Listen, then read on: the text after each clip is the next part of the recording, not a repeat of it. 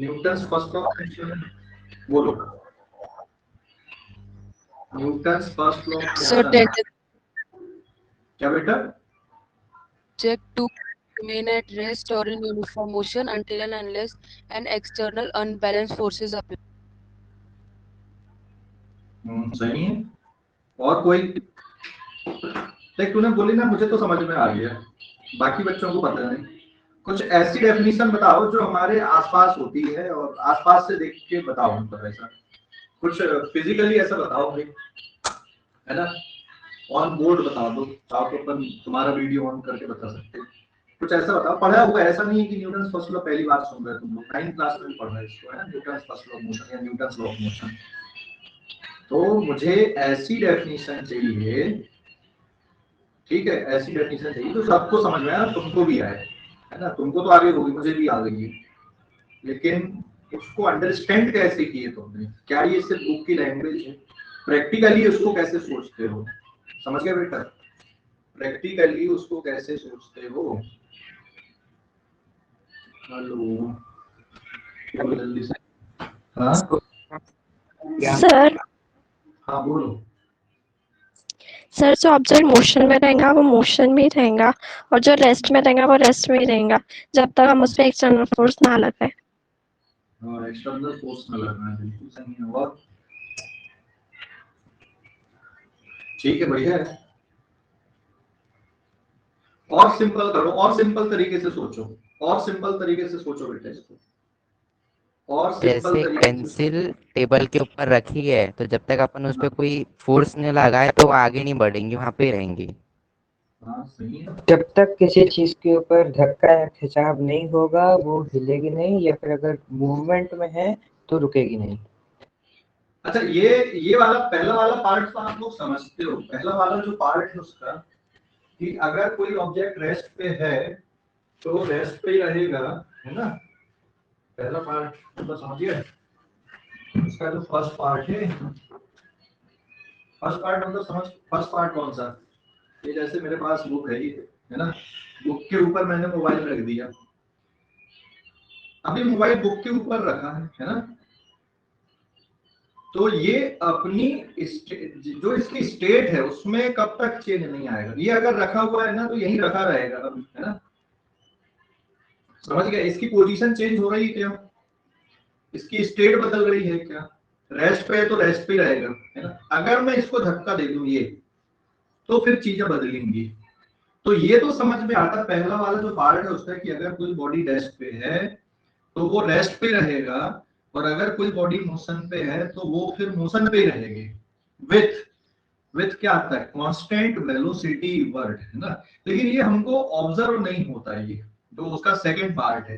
Rest वाला तो observe होता है ना, रेस्ट वाला ऑब्जर्व होता है कि नहीं होता। आपके घर में अलमारी होगी, ऐसा तो नहीं कि अभी अलमारी एक सेकंड में यहाँ पे फिर इधर उधर चली जाएगी, बोलो जल्दी से, है ना। या सोफा हो गए, या पलंग हो गया, चेयर को आप फ्रिक्वेंटली इधर उधर मूव करा लेते हो।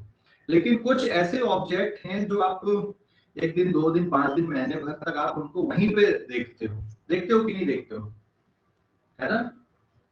हेलो, कुछ ऐसे ऑब्जेक्ट होते हैं जो आपके घरों पे जहां पे हैं तो वो वहीं रखे हुए देखते हो, जब तक हम लोग क्या नहीं करते, उनकी लोकेशन को नहीं बदलते हैं। उसके लिए क्या करना पड़ता है, फिर हमको धक्का लगाना पड़ता है। अब धक्का कैसे, जैसे मान लो पलंग है भाई, है ना, तो पलंग खिसकाने की जरूरत कब पड़ती है, आपको पड़ती है कि नहीं पड़ती पलंग को खिसकाने की जरूरत, बोलो जगह, कब पड़ती पलंग को खिसकाने की जरूरत, हाँ कब पड़ती, हेलो, पलंग को खिसकाने की जरूरत कब पड़ती है, पेंटिंग करते समय। पेंटिंग करते टाइम, है ना। कचरा आ गया नीचे तो बोलती, मम्मी बुला लेती, बेटा इधर इधर पलंग खिसकवा दे, है ना, पापा बुला लेते, चल इसको खिसकवा दे। तो उसको खिसकाते हो, उसमें फोर्स लगा रहे, तुम लोग फोर्स लगाते हो, तब जाके वो अपनी जगह से हिलता डुलता है। तो ये पहला वाला जो पार्ट है उसका फर्स्ट लॉ का, कि अगर कोई बॉडी रेस्ट पे है तो कंटिन्यूअसली रेस्ट पे रहेगी। लेकिन अगर कोई बॉडी रेस्ट पे है तो इसका मतलब ये है क्या, कि उसमें कोई फोर्स लग नहीं रहा है। कोई बॉडी अगर रेस्ट पे है तो इसका मतलब ये है क्या, उस बॉडी पे कोई फोर्स लग नहीं रहा है। Suppose it is a know very sir. Heavy, नहीं है क्या, इट इज अ है सर, लग रही है। क्या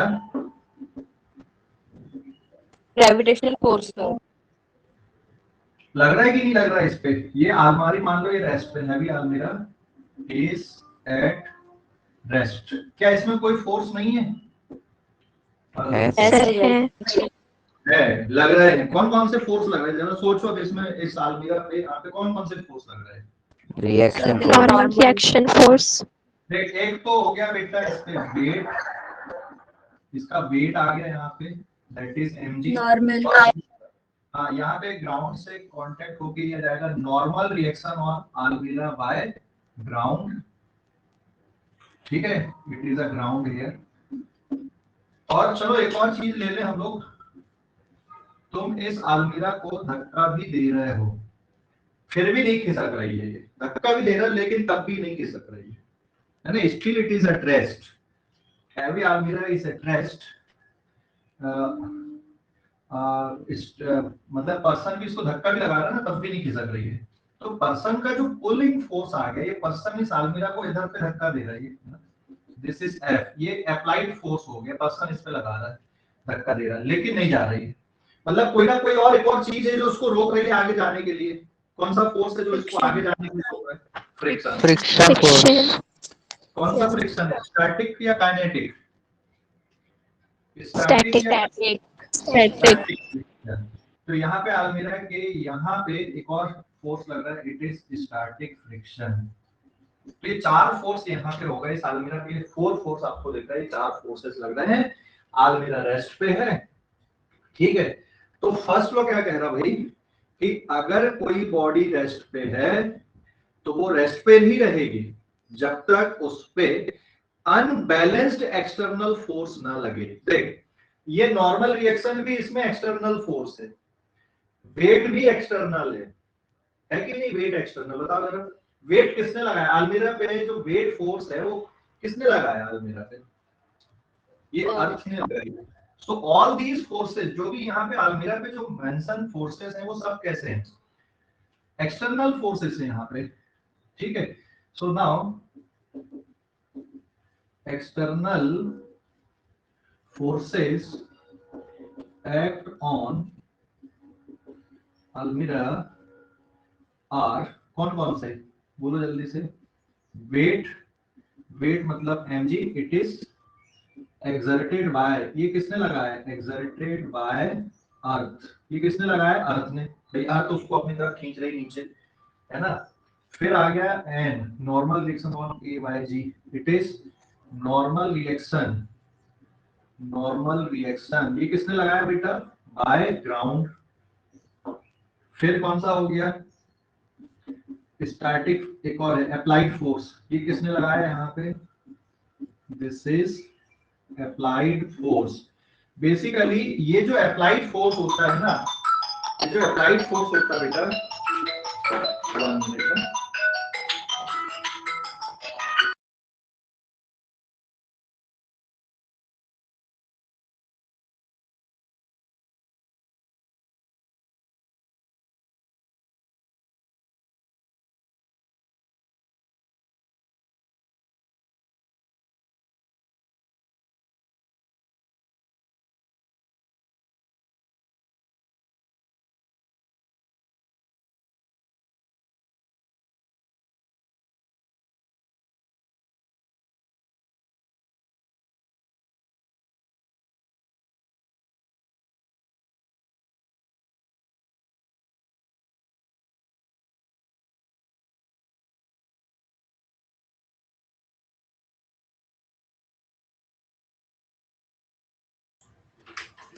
तो ये जो अप्लाइड फोर्स होता है ना बेटा, ये अप्लाइड फोर्स भी कौन सा फोर्स है यहाँ पे? Basically this applied force is again a normal reaction.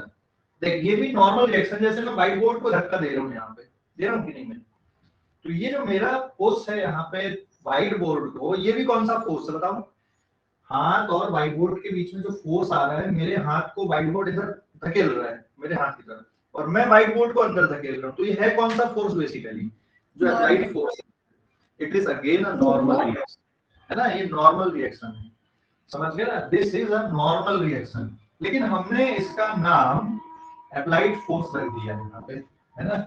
It is applied force by person. ये किसने लगाया? पर्सन ने लगाया। लेकिन है किस टाइप का ये? It is a type, it is a normal reaction type. कौन से टाइप का ये? नॉर्मल रिएक्शन टाइप है, नॉर्मल रिएक्शन के जैसा ये, ठीक है। और कौन सा आ गया यहाँ पे? Static friction. Static friction since Almira have tendency to move. Almira have tendency to move. Almira की टेंडेंसी मूव करने की है। Almira की टेंडेंसी मूव करने की है। Almira की सरफेस और ग्राउंड के सरफेस के बीच में रिलेटिव मोशन की टेंडेंसी है, बट रिलेटिव मोशन नहीं हो रहा है। रिलेटिव मोशन की सिर्फ टेंडेंसी है, लेकिन रिलेटिव मोशन नहीं हो रहा है। Only there is a tendency of relative motion, but there is no relative motion. सिर्फ टेंडेंसी है बेटा रिलेटिव मोशन की, है ना। Static friction, Almira have tendency to move, इसलिए स्टैटिक फ्रिक्शन। और ये किसने लगाया? बाय, ये किसने लगाया? Bye ground. ये ग्राउंड में लगा है इसमें। तो ये सभी फोर्सेस कैसे यहाँ पे एक्सटर्नल फोर्स है। एक्सटर्नल फोर्स हुए कि नहीं? तो भाई यहाँ पे हम ये तो नहीं बोल सकते कि यार Almira में एक्सटर्नल फोर्स नहीं लग रहा है। लग रहे हैं, एक्सटर्नल फोर्स लग रहे हैं, लेकिन Almira मूव नहीं कर रही है। तो क्या फर्स्ट लॉ फेल हो गया अपना, न्यूटन्स फर्स्ट लॉ? तुम लोग अभी बोल रहे हैं कि किसी बॉडी, कोई बॉडी अगर रेस्ट पे है तो वो रेस्ट पर ही रहेगी जब तक उस पे एक्सटर्नल फोर्स न लगाया जाए। ये तो एक्सटर्नल फोर्स ही हुए भाई। तो कहाँ पे आपको डेफिनेशन में थोड़ा चेंज करना पड़ेगा। अभी हम फर्स्ट पार्ट पे डिस्कस कर रहे हैं, क्या चेंज करना पड़ेगा डेफिनेशन में, बताओ जल्दी से। Unbalance external force. Yes, very good, absolutely correct बेटा। किसने बताया था ये जवाब? किसने बताया? सर मनस्वी। मनस्वी। मनस्वी है कि मनस्वी है? मनस्वी। ओके। जब तक इसमें हम लोग अनबैलेंस्ड एक्सटर्नल फोर्स न लगाएं। देख, अगर मान लो इसमें ये जो अप्लाइड फोर्स है इसकी वैल्यू फ्रिक्शन से ज्यादा हो जाएगी तो ये जाने लगेगा, होगा कि नहीं है सर?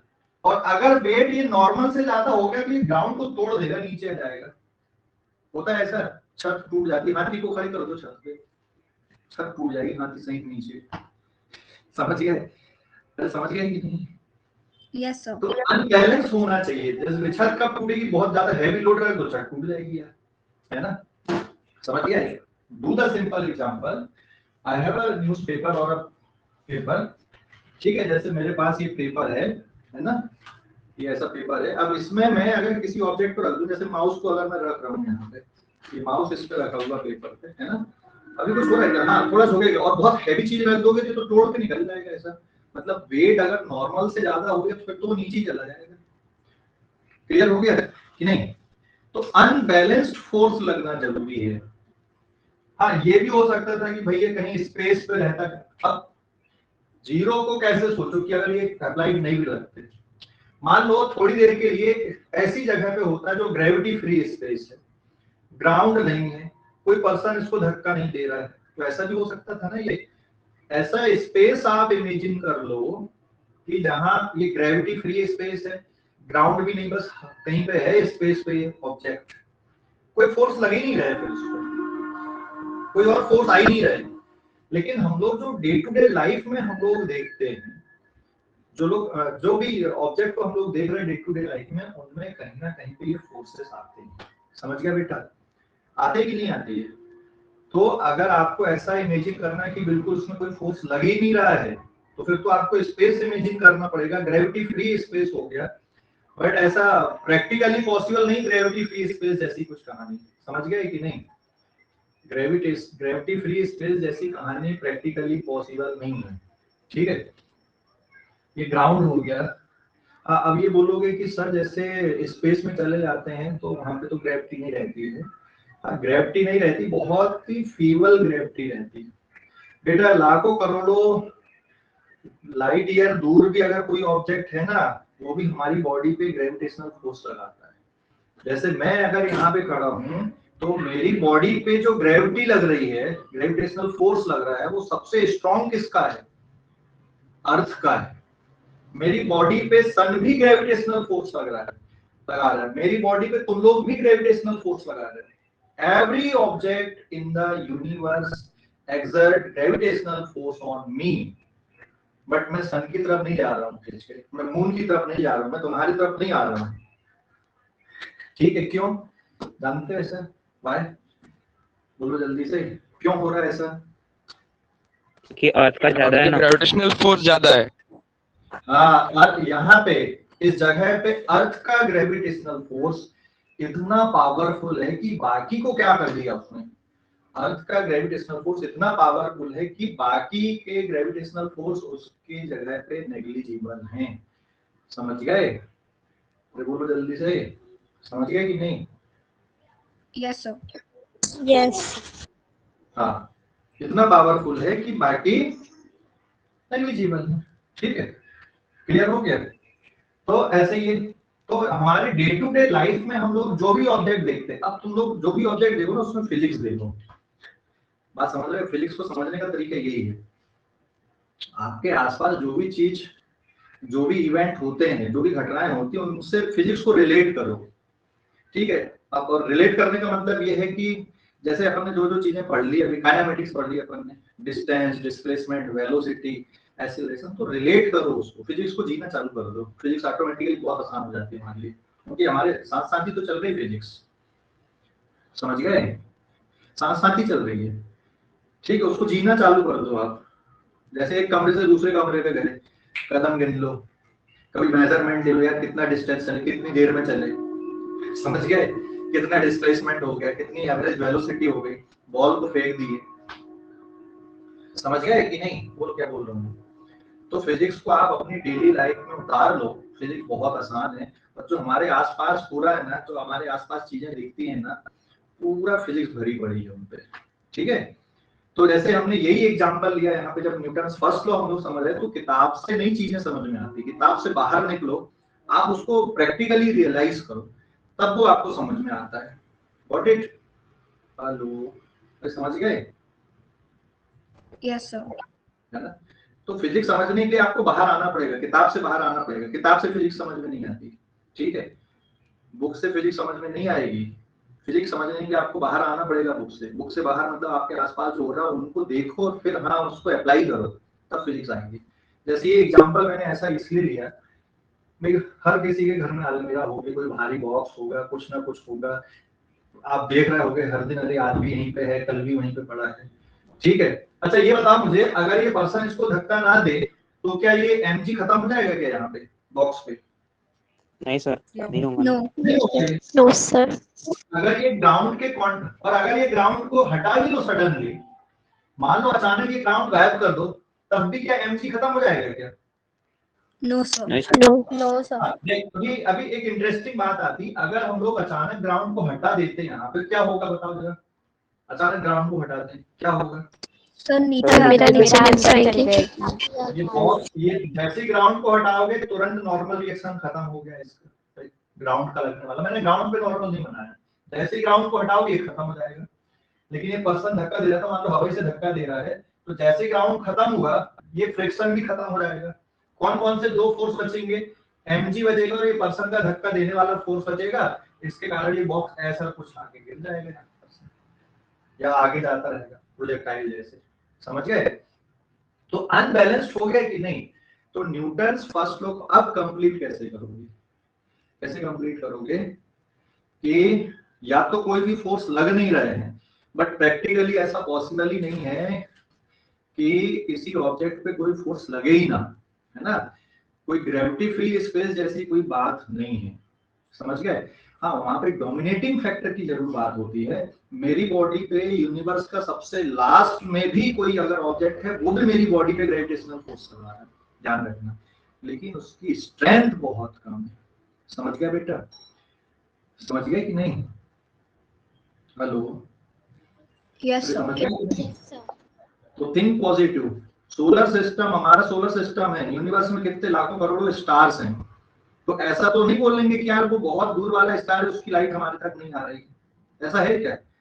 उसकी लाइट भी हमारे तक आ रही है, लेकिन उसकी स्ट्रेंथ इतनी नहीं है कि यहाँ पर के अंधेरे को मिटा दे। यहाँ पर के अंधेरे को मिटाने के लिए हमारे सन की जरूरत है। बहुत दूर के स्टार से भी लाइट आ रही है, लेकिन उसमें उतनी क्षमता नहीं है कि यहाँ पर के अंधेरे को मिटा दे। उसको मिटाने के लिए हमारे सन की जरूरत है, जो हमारे पास में है। समझ गए? समझ गए कि नहीं? है ना? तो ये भी बिल्कुल वैसे ही, gravitational force long range but weak force. Long range है ना, पर वीक ना वो नहीं है। तो यहाँ पे क्या बेटा?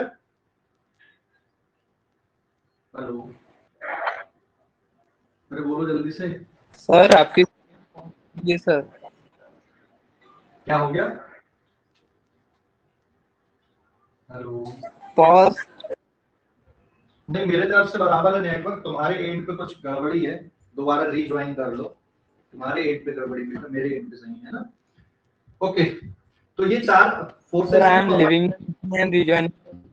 ओके ओके फाइन, प्लीज सुनिए, ज्वाइन कर लो, रीज्वाइन कर लो। तो फर्स्ट लॉ में एक बात समझ में आ गई कि अगर कोई बॉडी रेस्ट पे है तो क्या होगा? वो बॉडी कंटिन्यूअसली रेस्ट पे रहेगी। अच्छा, एक और अपन ने शुरुआत में पढ़ा था, क्या rest and motion absolute term होती है कि रिलेटिव टर्म होती है? ये भी रिलेटिव।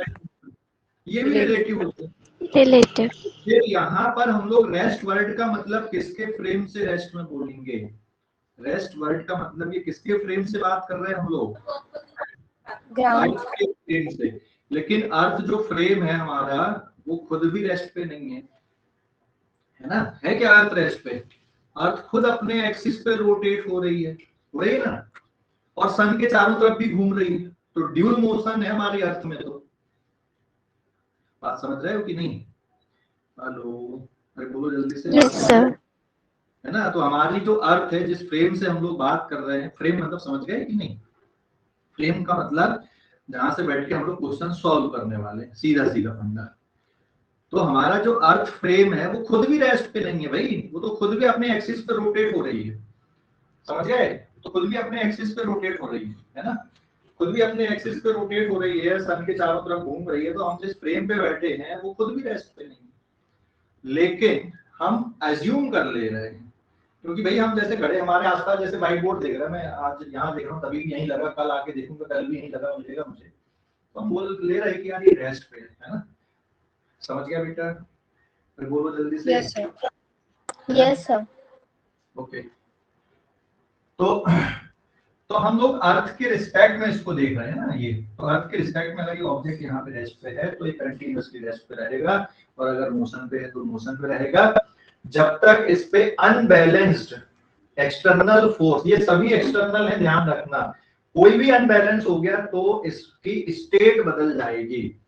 स्टेट दो टाइप की होती है, पता है ना आप लोगों को? स्टेट दो टाइप की होती है, स्टेट ऑफ रेस्ट और स्टेट ऑफ मोशन। समझ गए?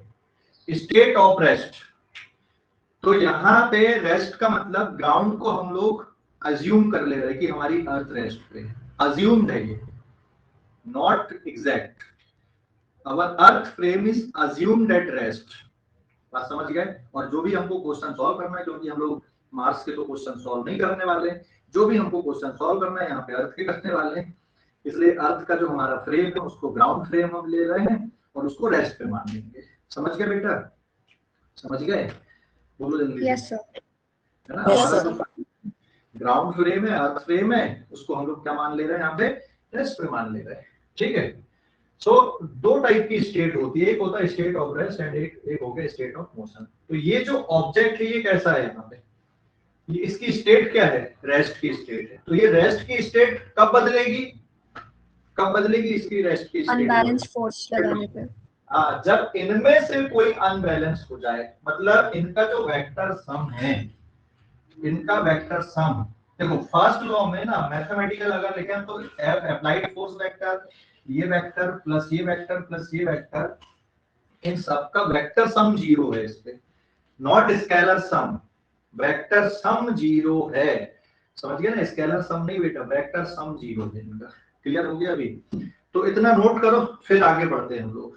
फटाफट नोट कर लो आप लोग, जल्दी से नोट करो फटाफट बेटा इसको।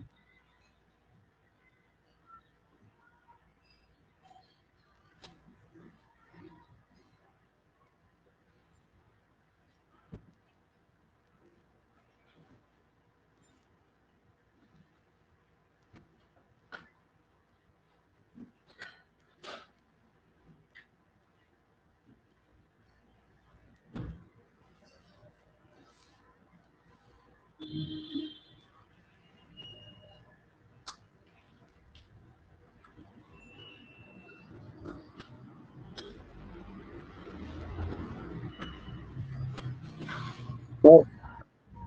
हो गया क्या? सर हाँ बोलो। सर इसका मतलब ये है कि अगर किसी बॉडी का नेट फोर्स 0 है तो उसका एक्सेलरेशन भी 0 रहेगा ना? हाँ अभी आ रहा है ना अपन उस पर तो अभी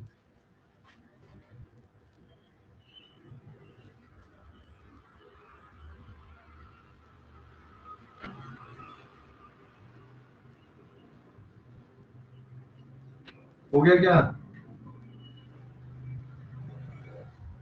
hello Yes, sir.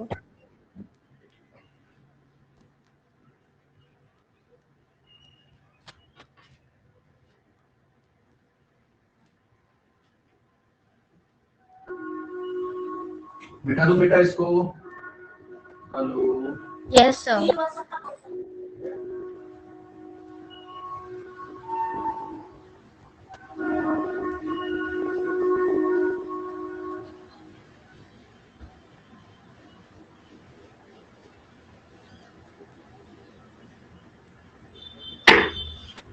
Now page number 2। तो एक एग्जांपल हमने लिए स्टेट ऑफ रेस्ट का भी, है ना। अब स्टेट ऑफ मोशन जो नॉर्मली हमको नहीं दिखता है, प्रैक्टिकली हम लोग इसको ऑब्जर्व नहीं करते। प्रैक्टिकली मतलब क्यों नहीं हम लोग देखते कि जैसे अगर हमने किसी बॉल को लुढ़काकर छोड़ दिया तो थोड़ी देर चलने के बाद में, लुढ़कने के बाद बॉल क्या होती, रुक जाती है। रुकती है कि नहीं रुकती? आप गाड़ी का एक्सीलरेटर कितना भी दे दो, उसके बाद अगर आप इंजन बंद कर दोगे, एक्सीलरेटर देना बंद कर दोगे, छोड़ दो एक्सीलरेटर से हाथ, फिर भी गाड़ी कुछ दूर चलेगी, रुक जाएगी, है ना। होता है कि नहीं ऐसा? Yes, sir. तो ये जो सेकंड पार्ट है, इसको समझने के लिए थोड़ा अलग से अपने को जाना पड़ेगा, क्योंकि ये प्रैक्टिकली दिखता नहीं है ये, बट ये है, होता है। रमन साइंस सेंटर गए हो कभी कोई क्या? Raman science centre Yes, sir. Yes, sir. Yes, sir.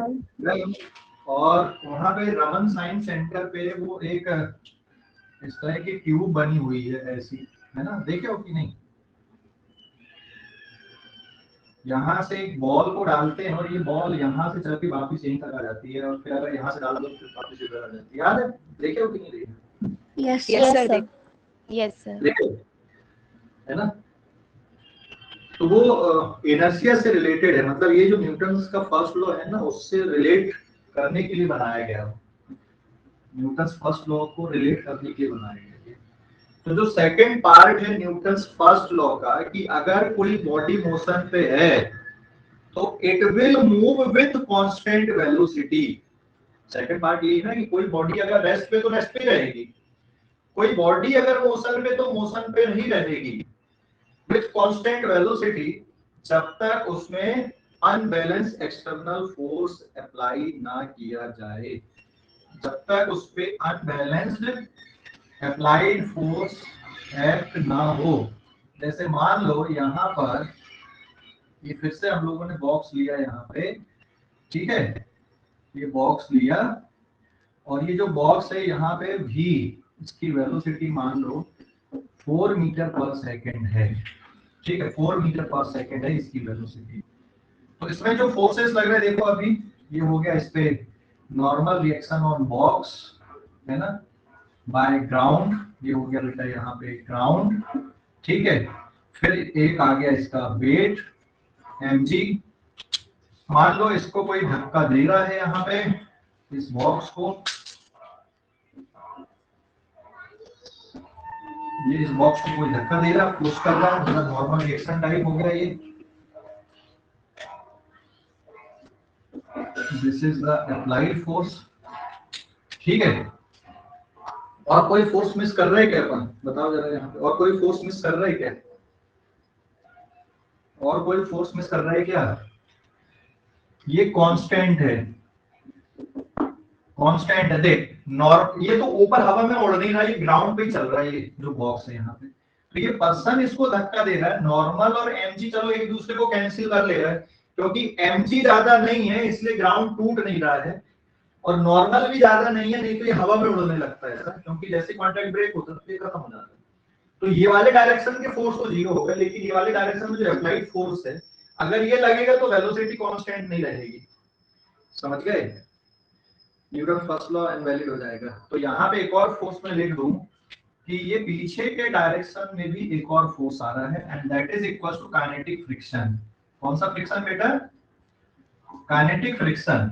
क्यों काइनेटिक फ्रिक्शन लिखा मैंने यहाँ, बता सकते हो क्या क्यों लिखूं काइनेटिक फ्रिक्शन? क्योंकि बॉक्स ग्राउंड पे चल रहा है, ग्राउंड और बॉक्स की सरफेस के बीच में रिलेटिव मोशन हो रहा है ना। काइनेटिक फ्रिक्शन क्यों आया यहाँ पे? Since there is relative motion between ground and box, ground और box की surface के बीच में there is relative motion between surface of ground and box, है ना। और ये जो ground है ये हमने कैसा मान लिया, इसको रफ मान लिया। तो अगर ये अप्लाइड फोर्स यहाँ पर कितने न्यूटन का है? 20 न्यूटन का है। मान लो इसका वेट 100 न्यूटन का है, तो नॉर्मल भी कितने का आ गया? ये 100 न्यूटन का आ गया। और ये काइनेटिक फ्रिक्शन भी कितने का रहेगा? It is again 20 Newton. हाँ, तो तभी ये वेलोसिटी कांस्टेंट रहेगी। और अगर इनमें से कोई कम ज्यादा हुआ तो ये वेलोसिटी कांस्टेंट नहीं हो सकती। तो यहाँ पर भी जो वेक्टर सम है, तो अब हम लोग न्यूटन फर्स्ट लॉ को मैथमेटिकली लिख देते हैं कि sum of all external force is equals to zero. Vector sum, not scalar sum. कौन सा सम है बेटा? ये वेक्टर सम अगर जीरो है, वेक्टर सम बेटा जीरो है यहाँ पर, है ना। Vector sum of all external forces, जैसे यहाँ पे अगर देख रहे हो ये वाले डायग्राम पे कौन कौन से फोर्स का vector sum? Normal reaction on box by ground plus mg vector plus applied force vector plus kinetic friction vector, इन सभी का सम जीरो है, तभी इसकी वेलोसिटी कैसी है? कांस्टेंट। समझ गए? अगर इनमें से कोई भी अनबैलेंस होता है, कोई भी कम ज्यादा होता है, तो वेलोसिटी कांस्टेंट नहीं हो सकती। समझ गए बच्चों? अरे बोलो जल्दी से। Yes sir. है ना। तो फर्स्ट लॉ समझ में आ रहा है कि नहीं आ रहा? अभी फर्स्ट लॉ समझ में आ रहा है कि नहीं आ रहा? बोलो जल्दी से। तो अगर मैथमेटिकली देखें, if sum of all external forces is equals to zero, मतलब हम बात कर रहे हैं इक्विलिब्रियम की बात कर रहे हैं। इक्विलिब्रियम मतलब equilibrium of rest and equilibrium of motion, दोनों टाइप का होता है। या स्टेट की बात करते हैं हम लोग यहाँ पे, ठीक है। तो अगर नेट एक्सटर्नल फोर्स जीरो है, दिस इंप्लाइज दैट ऑब्जेक्ट का एक्सीलरेशन जीरो होगा। मैंने यहाँ पे डबल इंप्लाइज का साइन बनाया है। यहाँ पे डबल इंप्लाइज का साइन का मतलब क्या बता सकते हो कोई? क्या डबल इंप्लाइज साइन का मतलब क्या है? यहाँ पे मैंने डबल इंप्लाइज का साइन बना दिया, इसका मतलब क्या है? बोलो। अगर ऑब्जेक्ट का एक्सीलरेशन, ये ऑब्जेक्ट है, अगर ऑब्जेक्ट का एक्सीलरेशन वेक्टर जीरो है, मतलब ऑब्जेक्ट पे लगने वाला नेट एक्सटर्नल फोर्स जीरो है, या फिर ऑब्जेक्ट पे लगने वाला नेट एक्सटर्नल फोर्स जीरो है, तो उस ऑब्जेक्ट का एक्सीलरेशन भी जीरो होगा। ये मैथमेटिक्स है फर्स्ट लॉ की, या फर्स्ट लॉ का ये मैथमेटिकल फॉर्म है। समझ गए बच्चा? अरे बोलो जल्दी भाई, समझ गए या नहीं? है ना? Yes sir. अगर एक्सीलरेशन जीरो है तो यहाँ पे दो केस अराइज होते हैं। अगर एक्सीलरेशन जीरो है तो दो केस अराइज होते हैं। कौन कौन से दो केस अराइज होते हैं? या तो ऑब्जेक्ट की वेलोसिटी जीरो है, या फिर ऑब्जेक्ट की वेलोसिटी कैसी रहेगी? कांस्टेंट है। ऑब्जेक्ट की वेलोसिटी जीरो मतलब ऑब्जेक्ट या तो रेस्ट पे रहेगा या मोशन पे रहेगा विद कांस्टेंट वेलोसिटी। फिर से डबल इंप्लाइज का साइन मैंने बनाया यहाँ पे। अगर एक्सीलरेशन जीरो है तो डबल इंप्लाइज का sign velocity is zero. Acceleration zero का मतलब दो चीज हो सकती है। एक्सीलरेशन जीरो होने का मतलब ना दो चीजें हैं ना भाई, नहीं है? एक्सीलरेशन जीरो मतलब वेलोसिटी क्या होगी? या तो जीरो होगी या फिर वेलोसिटी कैसी होगी? कांस्टेंट होगी। बात समझ गए? बोलो जल्दी से। एक्सीलरेशन जीरो होने का मतलब क्या होगा? एक्सीलरेशन जीरो होने का मतलब क्या हुआ? First equation of motion v equals to u plus at, acceleration zero तो v equals to u, velocity कैसी हो गई? कांस्टेंट। और अगर ऑब्जेक्ट रेस्ट पे है तो भी एक्सीलरेशन जीरो है। देखो ऑब्जेक्ट रेस्ट पे रहने से भी एक्सीलरेशन जीरो हो सकता है और मोशन होने से भी जीरो हो सकता है। बात समझ गए? क्लियर हो गया Yes, बेटा? sir. है ना? क्लियर हो गया कि नहीं? अरे बोलो जल्दी से भाई। तो Yes, दो sir. कंडीशन आ गई यहाँ पे कि अगर ऑब्जेक्ट का एक्सीलरेशन जीरो है तो वेलोसिटी जीरो है या फिर वेलोसिटी कांस्टेंट है। क्लियर हो गया? कोई डाउट अभी? बोलो जल्दी से, कोई डाउट? अरे बोलो भाई, कोई डाउट है इस पे या नहीं है? कोई डाउट है? मैं यहाँ पे ना डबल इंप्लाइज का साइन लगा रहा हूँ, सिंगल वाला लगा रहा हूँ यहाँ पे कि अगर ऐसा है तो ये, क्योंकि जब हम लोग बॉल को ऊपर उछालते हैं तो हाईएस्ट पॉइंट पे बॉल की वेलोसिटी जीरो रहती है लेकिन एक्सीलरेशन जीरो नहीं होता।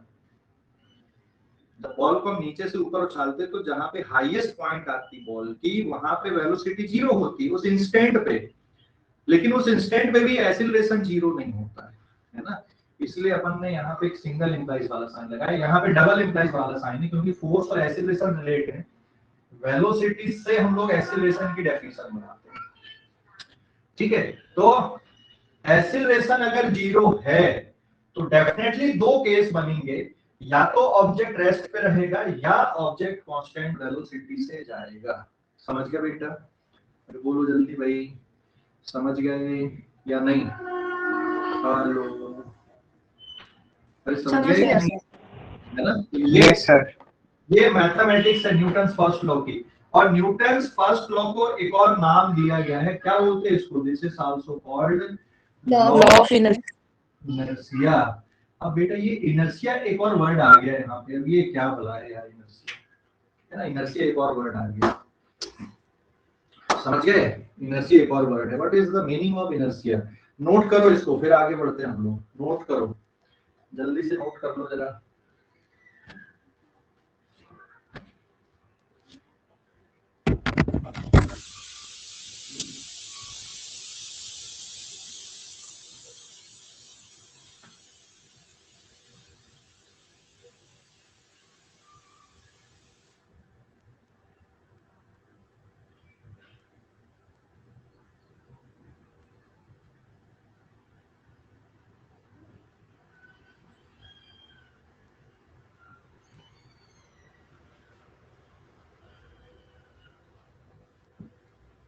नोट कर लो बेटा।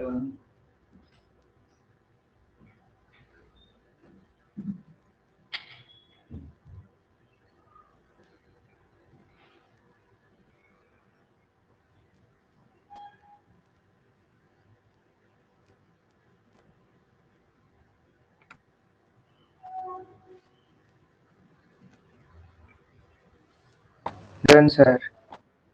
हो गया क्या? Wait, sir.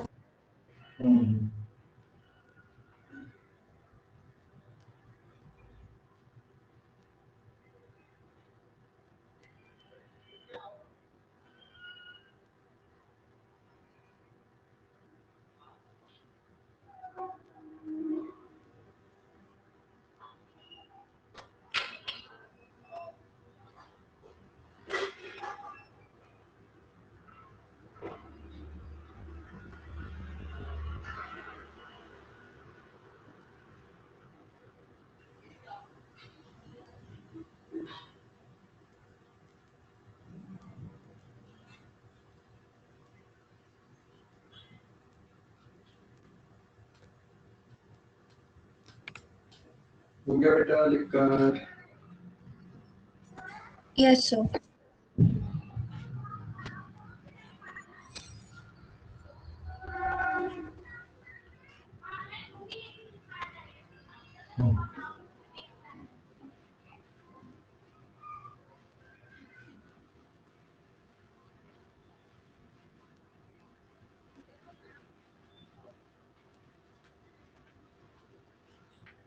Page number 3।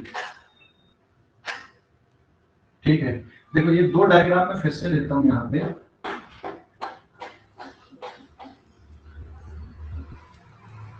मान लो कोई बॉक्स अपन ने लिया है ना, ये भी मैंने बॉक्स लिया यहाँ पे। बॉक्स मतलब सिंबॉलिक है कि मतलब कोई और ऑब्जेक्ट भी ले सकते, जरूरी नहीं कि हमेशा बॉक्स ही लोगे, ठीक है। और ये पर्सन इसको धक्का दे रहा है ना, बॉक्स इज एट रेस्ट। कौन कौन से फोर्सेस आ रहे थे इस पे? ये आ गया mg एक्सटर्नल फोर्स, ये हो गया normal reaction on box by ground, फिर ये वाला हो गया यहाँ पे अप्लाइड फोर्स, और ये पीछे की तरफ कौन सा हो जाएगा इस पे? Static friction. ऐसे यहाँ पे अगर देखोगे, मान लो ये पर्सन इसको धक्का दे रहा है and box move with constant velocity, box move with constant velocity. ये जो बॉक्स है कांस्टेंट वेलोसिटी से मूव कर रहा है, तो जो फोर्सेस लगा रहा है mg normal reaction on box by ground, ठीक है। ये हो गया यहाँ पे अप्लाइड फोर्स, और ये पीछे की तरफ कौन सा आएगा फिर? यहाँ पे काइनेटिक फ्रिक्शन। ये कौन सा फ्रिक्शन है बेटा? ये है स्टैटिक, और ये कौन सा हो गया यहाँ पे? काइनेटिक, ठीक है। ठीक हो गया, ठीक है। यहाँ पे बॉक्स रेस्ट पे और यहाँ पे मोशन पे। तो दोनों केस में अगर हम ये वाले केस में देखें, यहाँ पे this is state of rest, और ये जो ऑब्जेक्ट है यहाँ पे किस पे? स्टेट ऑफ मोशन पे। It is in state of motion, है ना। तो यहाँ पे देखो बेटा, वेक्टर सम ऑफ बॉक्स पे लगने वाले force, so on box, box पे कौन कौन से फोर्स अगर उनका वेक्टर सम क्या है? Net external force is equals to 0। External force में कौन कौन से आ गए? N BG vector plus MG vector plus applied force vector plus static friction vector, इन सबका सम 0 है। मतलब बॉक्स का एक्सीलरेशन वेक्टर कैसा है? 0 है ना। और एक्सीलरेशन 0 होने के कारण, क्योंकि ऑब्जेक्ट आपको रेस्ट पे दिख रहा है, हम बोलेंगे कि यार इसकी वेलोसिटी 0 है, देयरफॉर वेलोसिटी इज 0, है ना। ऑब्जेक्ट की वेलोसिटी 0 है। यहाँ पर भी वेलोसिटी कांस्टेंट है, वेलोसिटी वेक्टर यहाँ पे कांस्टेंट है। देखो यहाँ पे ऑन बॉक्स, फिर से हम लोग देखते हैं, नेट एक्सटर्नल फोर्स 0 है, मतलब यहाँ पर भी normal reaction on box by ground plus applied force plus mg vector plus kinetic friction vector, इन सब का सम 0। This implies that acceleration vector of box is 0. This implies that velocity is constant. समझ गए? तो एक हो गया स्टेट ऑफ रेस्ट का और एक हो गया state of motion. State of motion में कांस्टेंट वेलोसिटी से जाना है। दोनों केस में जो वेक्टर सम है फोर्सेस का वो 0 आ रहा है। Vector sum is 0, not scalar sum. मान लो वेट इसका कितना न्यूटन है? 100 न्यूटन है, तो डेफिनेटली बात है बेटा, जो नॉर्मल रिएक्शन होगा ये भी 100 न्यूटन का आएगा, तब ऊपर का 100 नीचे का 100 कट गया, और अप्लाइड फोर्स अगर 20 न्यूटन का है तो स्टैटिक भी 20 न्यूटन का आएगा, है ना। ये इधर 20 इधर 20 ये कट गए।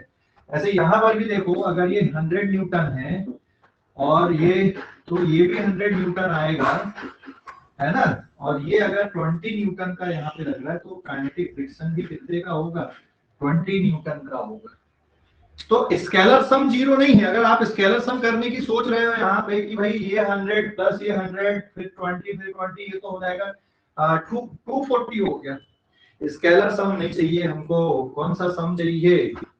कौन सा सम चाहिए यहाँ पे? स्केलर सम नहीं चाहिए यहाँ पे। कौन सा सम चाहिए? वेक्टर सम चाहिए, है ना। वेक्टर सम चाहिए। तो अब हम लोग ना इनर्शिया को भी अब डिफाइन करने वाले हैं। तो बेसिकली ये इक्विलिब्रियम की बात कर रहा है। इक्विलिब्रियम का मतलब हो गया नेट फोर्स यहाँ पे 0 है ऑब्जेक्ट पे। इक्विलिब्रियम का मतलब यही है।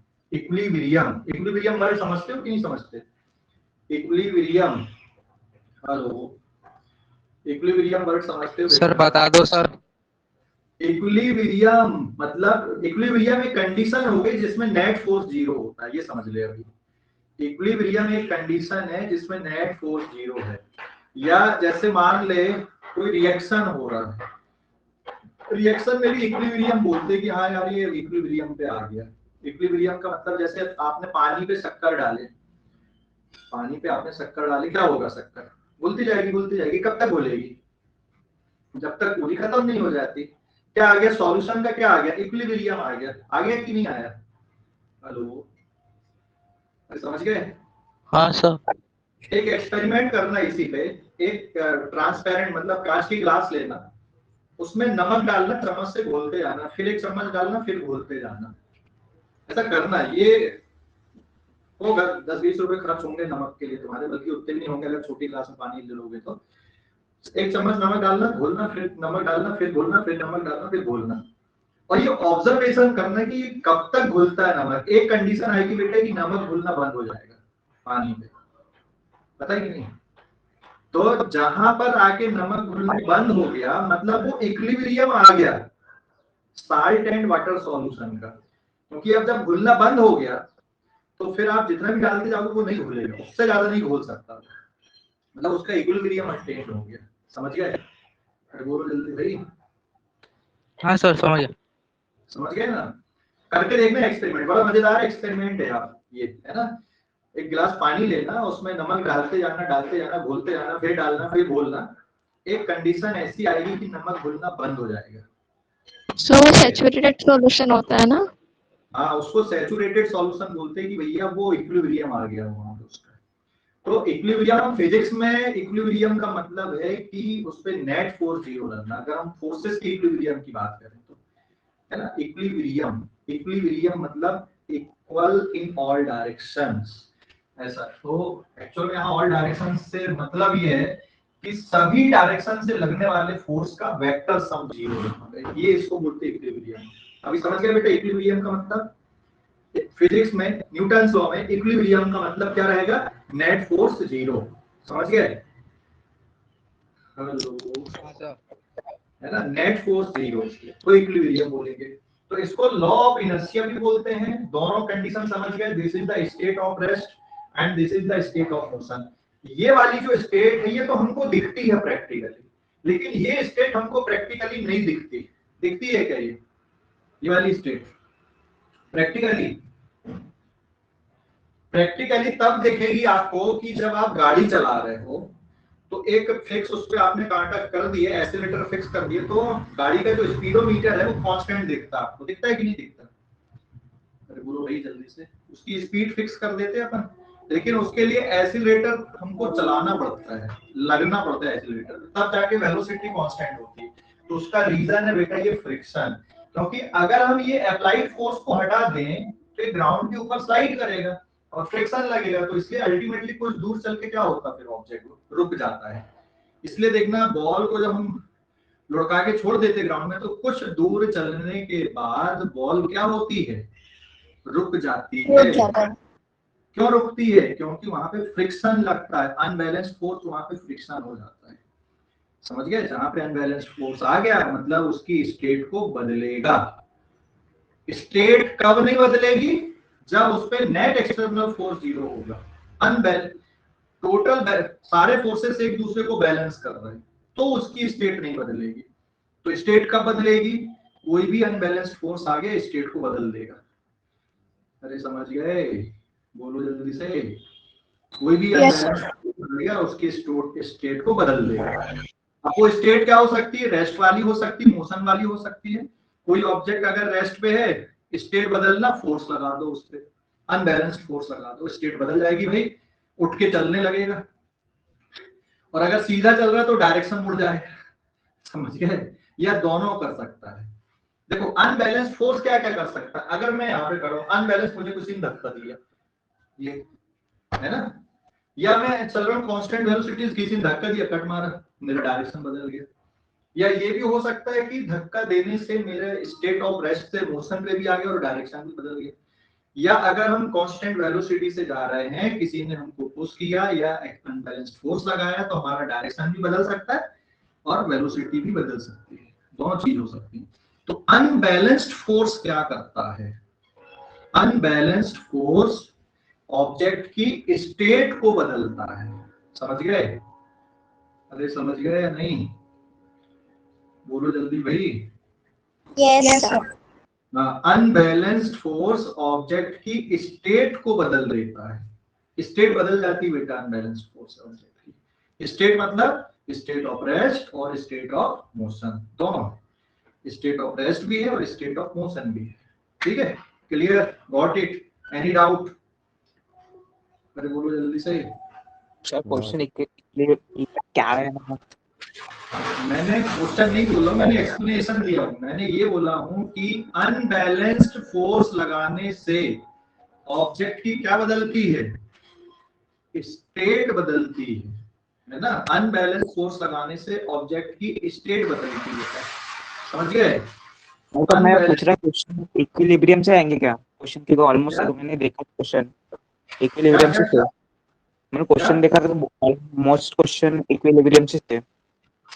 ऐसा नहीं रहता कि most of the question equilibrium से रहते हैं, अलग भी आएंगे ना भैया। अब जरूरी थोड़ी है, अभी देख मान ले ये जो धक्का देने वाला फोर्स देख, ये तो इसके हाथ में जो पर्सन फोर्स कर रहा है कि भाई जरूरी थोड़ी कि 20 से काइनेटिक फिक्स हो जाता है एक लिमिट के बाद। काइनेटिक अब इससे ज्यादा मान लो नहीं लग रहा है सरफेस पे, तो फिर आप जितने उससे धक्का दोगे अनबैलेंस कर दोगे, वेलोसिटी बदलने लगेगी। तो अब वेलोसिटी बदलने लगेगी मतलब कहां पे पहुंच जाएंगे हम? न्यूटन सेकंड लॉ पे पहुंच जाएंगे। तो एक्चुअल में न्यूटन ने पहला लॉ दिया, लेकिन पहले लॉ से उसकी कंप्लीटनेस नहीं आई उस थ्योरी की, इसलिए सेकंड लॉ की जरूरत पड़ी ना। सेकंड लॉ की जरूरत क्यों पड़ेगी जब पहले लॉ से ही सारा काम बन जाता है? अब क्रॉस क्वेश्चनिंग हुई, उसके खुद के दिमाग में आया कि यार अगर ये ठीक है बराबर है, कुछ चीजों को देखा होगा उसने, लेकिन अगर बराबर फोर्स नहीं लग रहा है तो क्या होगा भाई? तो फिर अगले लॉ के लिए जाना पड़ेगा नहीं जाना पड़ेगा? समझ गया ना? तो फर्स्ट लॉ की इनकम्प्लीटनेस के कारण फिर सेकंड लॉ पे आना पड़ा, और सेकंड लॉ की इनकम्प्लीटनेस के कारण फिर थर्ड लॉ पे आना पड़ा। ठीक है, तो लॉ ऐसे थोड़ी बन गया। वहां पे पहला लॉ बना, फिर उसको ऑब्जर्व किए, फिर उसके कुछ कमियां निकल के आई। ठीक है कि हाँ यार अगर अनबैलेंस बैलेंस फोर्स है तब तो ठीक है, अनबैलेंस हो गए तो क्या होगा? तो फिर सेकंड लॉ की जरूरत पड़ गई। क्लियर हो गया बात कि नहीं हुआ? जल्दी बोलो। हाँ सर। है ना? तो इसलिए ये सेकंड लॉ की जरूरत पड़ी। तो सेकंड लॉ में फिर हम लोग अब अनबैलेंस फोर्स के बारे में पढ़ेंगे कि अगर अनबैलेंस फोर्स लगेगा तो क्या होगा। फर्स्ट लॉ में ये। तो अब हम लोग एक और टर्म यहाँ पे डिस्कस कर लें, इनर्शिया के बारे पे। इनर्शिया के बारे में हम लोग एक और टर्म डिस्कस कर लेते हैं। ठीक है, तो लिख लो इसको, पहले फटाफट लिख लो जरा। तो this is the state of rest and this is the state of motion. यहाँ पे ये बेटा स्टेट ऑफ मोशन है, ये स्टेट ऑफ मोशन है ऑब्जेक्ट की। ये क्या है? This is the state of rest इस ऑब्जेक्ट के लिए, है ना? चलो फटाफट लिख लो, फिर इनर्शिया के बारे में मैं बता देता हूँ यहाँ पे।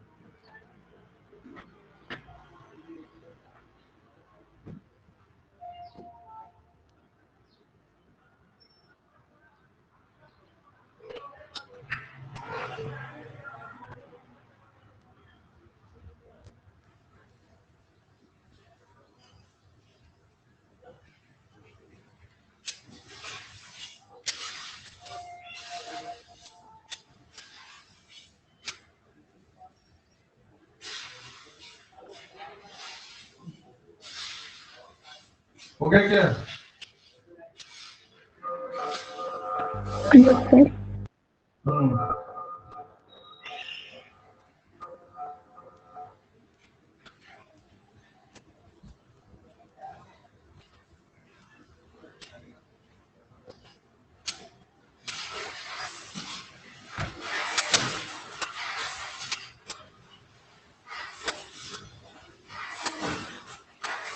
हो गया क्या बेटा? बोलो जल्दी से। Sir.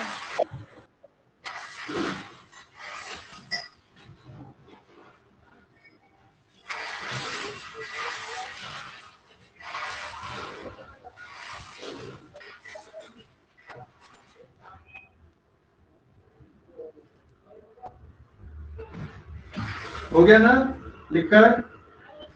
Hello, No. नहीं हुआ? Yes, okay. अच्छा, जो मैंने तुमको वो फोर्सेस वाली डीपीपी दी थी उसमें बहुत सारे डायग्राम बने थे, याद है ना? हेलो, तो उन सारे डायग्राम को कॉपी पे बनाओ, है ना? कॉपी पे, और सारे ऑब्जेक्ट जो भी बोला गया है उसमें फ्री बॉडी डायग्राम बनाना है। मतलब कि जैसे ये फोर्सेस अपन ने मेंशन किए थे कि बॉक्स पे कौन कौन से फोर्स लग रहे हैं, तो वैसे ही वहां पे जो भी बॉक्स है या जो स्फीयर है उन पे आपको फोर्सेस लिखना है कि कितने फोर्सेस लग रहे हैं उस पे, सारे फोर्सेस को मेंशन करना है, ठीक है, समझ गए? सारे सर एक फोर्सेस को सॉल्व करके दिखाना ना, क्या बेटा? एक क्वेश्चन ट्राई करके दिखाना ना। हाँ ठीक है, क्वेश्चन ट्राई करके बता दूं। ये हो गया क्या लिख के? इनर्शिया बता दूं, फिर एक क्वेश्चन अभी बता देता हूँ, इनर्शिया पढ़ाने के बाद बता देता हूँ, ठीक है? छोटा सा इनर्शिया में ज्यादा टाइम नहीं लगेगा, बस एक प्रॉपर्टी होती बॉडी की, मैं वो बता दूं, है ना?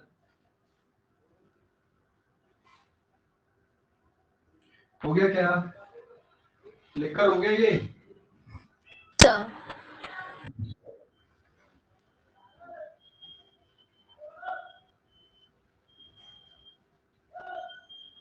Now what is inertia? What is inertia? Inertia क्या होता है? आई थिंक आज आपको न्यूटन फर्स्ट लॉ बेहतर तरीके से समझ में आया होगा कि नहीं आया? क्या है एग्जैक्टली? अरे बोलो भाई, भूलोगे तो नहीं लाइक आया सर। हाँ लाइक भूलोगे तो नहीं न्यूटन फर्स्ट लॉ क्या है? No sir.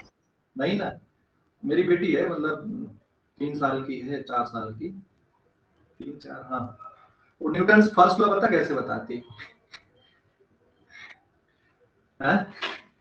Newton first law को बुलवाता, तुम्हारा एंटरटेन करता हूँ थोड़ा सा। रवि उठ गई क्या? रवि कहाँ है? खेलने चली गई? अरे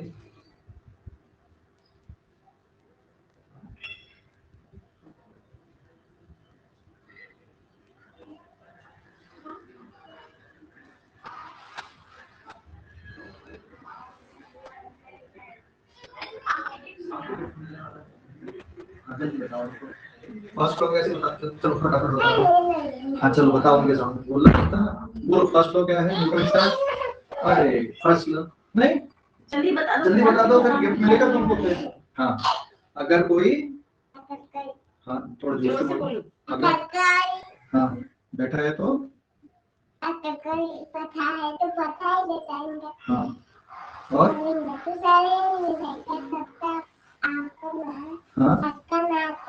कोई आपको धक्का ना दे रहे हैं। तो इसने क्या सीखा, सुना तुम लोगों ने?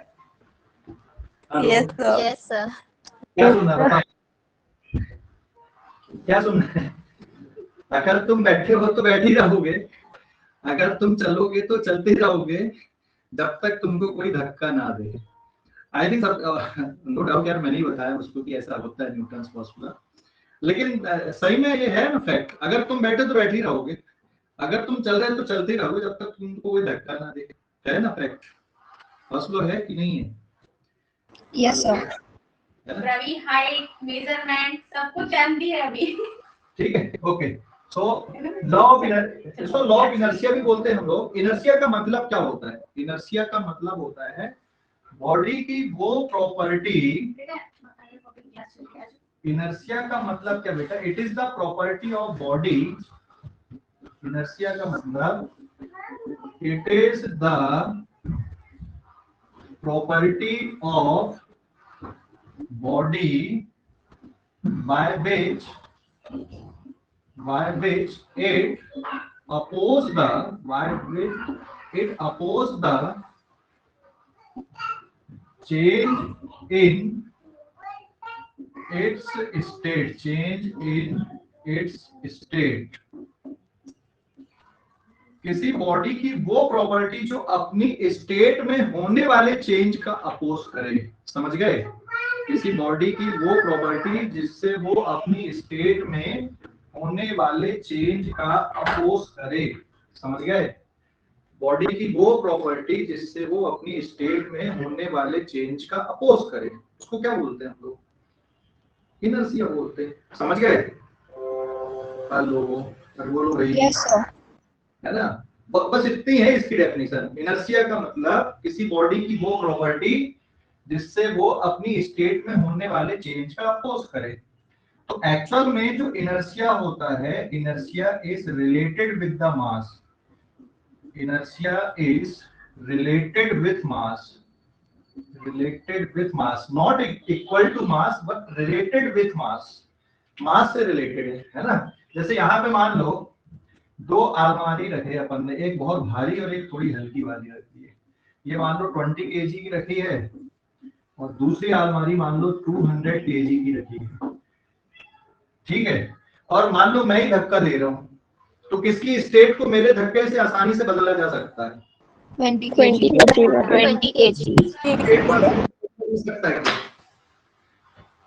फोर्स तो उतने दे रहे थे हम लोग, मेरे पास जितनी ताकत, मैंने पूरी ताकत लगा दी यार, तो इसकी स्टेट में आसानी से बदल दूंगा, लेकिन 200 kg की स्टेट को आसानी से बदल दूंगा क्या? नहीं बदलूंगा, ठीक है। तो inertia is not exactly equals to mass, but it is related with the mass. समझ गए ना? क्लियर हो गया? समझ गए? तो कौन इसमें अपनी स्टेट में होने वाले चेंज का अपोज कौन सी बॉडी ज्यादा करेगी? Which body oppose their state, sorry change in its state more? कौन सी बॉडी? जो 200 kg वाली है ना? समझ गए अभी कि नहीं? Hello, yes sir. Yes sir.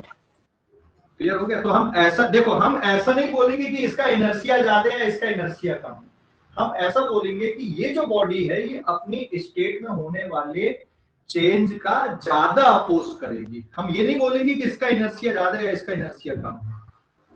Clear हो गया? ये बिल्कुल वैसे ही होता है कि ये ज्यादा ईमानदार है ये कम ईमानदार है। ईमानदार ईमानदार होता है ना? ये ज्यादा मेहनती है कम मेहनती, ऐसा होता है क्या? हेलो, तो यहाँ पे इनर्शिया को कम और ज्यादा से नहीं वो करते, इनर्शिया को ऐसा बोलते हैं कि ये जो बॉडी है ये अपनी स्टेट में होने वाले चेंज का ज्यादा अपोज करेगी और ये कम अपोज करेगी। डिपेंड करेगा कि भाई एक्सटर्नल फोर्स कैसा दे रहा है, हो सकता है दोनों इक्वल अपोज कर दें, डिपेंड करेगा कि फोर्स कैसा है। मैं अगर फोर्स लगा रहा हूं तो मेरे लिए ज्यादा अपोज करेगी कम अपोज करेगी अपनी स्टेट में होने वाले चेंज को। समझ गए? तो इनर्शिया का मतलब होता है it is the property of body by which it oppose the change in its state. And state का मतलब, स्टेट का मतलब बोलो जल्दी से, स्टेट का मतलब, स्टेट का मतलब क्या सर होता है? रेस्ट या मोशन। रेस्ट या मोशन में। स्टेट का मतलब होता है रेस्ट या मोशन। क्लियर? क्लियर? क्लियर और not? Yes sir. Yes sir. Okay fine, very good, है ना? चलो नोट कर लो, और वो मैं एक क्वेश्चन बता देता हूँ तुम लोगों को होमवर्क में जो था, जल्दी से नोट कर लो, जल्दी से नोट कर लो। सर 9th वाला बताना। अरे मैं मन से बता देता हूँ, बाकी ट्राई तुम करना, एक क्वेश्चन में खुद ही बना देता हूँ। हो गया नोट करके? फटाफट नोट कर लो।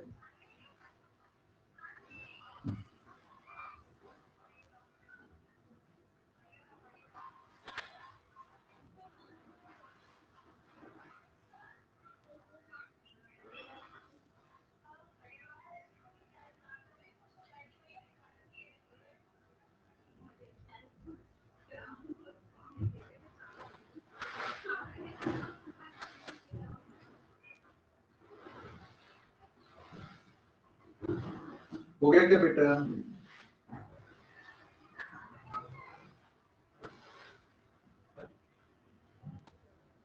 सर लॉ ऑफ इनर्शिया में सिर्फ इतना ही लिखना है?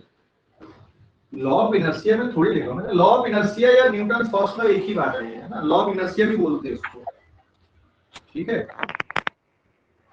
ठीक है सर। मैंने इनर्शिया की डेफिनेशन बनाया बेटा, मैंने यहाँ पे इनर्शिया क्या होता है वो डेफिनेशन बताया मैंने, ठीक है? अभी जो मैंने होमवर्क के लिए जो डीपीटी दिया था जिसमें फ्री बॉडी डायग्राम बनाना था, बेसिकली फ्री बॉडी डायग्राम का मतलब जितने भी ऑब्जेक्ट पे एक्सटर्नल फोर्सेस लगते हैं उन सबको मेंशन करना है ना? FBD free body diagram. देखो मैं यहाँ पे डायग्राम ऐसा बना देता हूँ, जैसे ये मान लो बेटा एक ऑब्जेक्ट अपन ने लिए है यहाँ पे, ठीक है? समझ गया? जितने भी फोर्सेस उस पे लगते हैं ना सबको मेंशन करना। ये यहाँ पे ये मान लो पूरी ले लिया, ये ऐसा एक ऑब्जेक्ट ले लिया, ठीक है? तो जो भी फोर्सेस लग रहे हैं सबको मेंशन करना है। तो ये बॉक्स ए है और ये बी है मान लो, तो यहाँ पे कौन कौन सा फोर्स आ रहा है? ये कौन सा हो गया? Normal reaction of A by ground, ये है यहाँ पे ग्राउंड। फिर ये कौन सा हो गया यहाँ पे?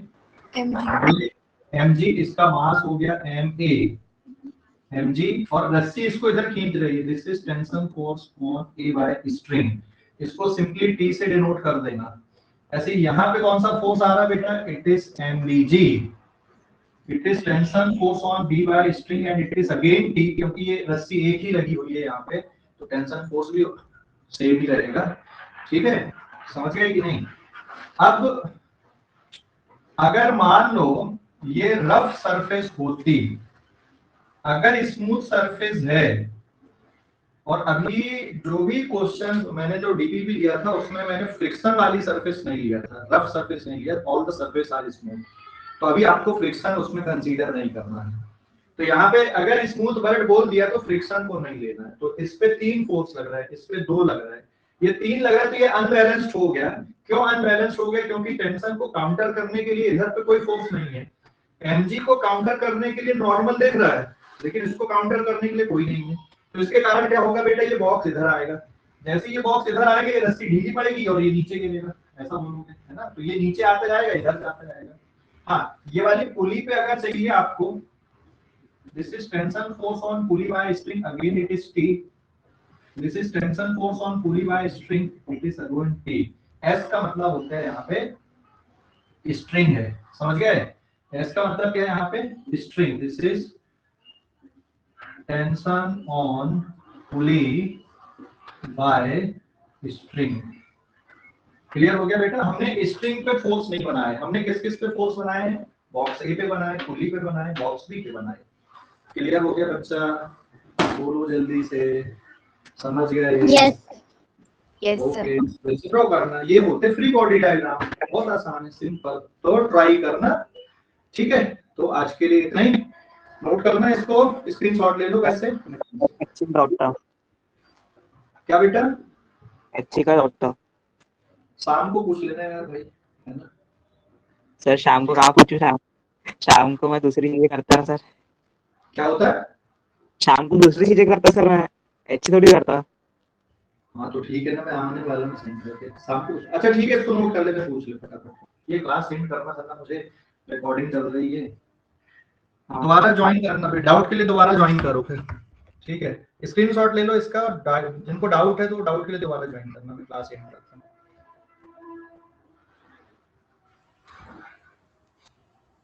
हो गया क्या? सर हाँ बोलो बेटा। सर हमारी फर्स्ट सेमेस्टर की एग्जाम्स नहीं होंगे क्या सर कॉलेज में? पता नहीं, कॉलेज वाले बताएंगे ना कब लेने वाले, क्या लेने वाले वो लोग।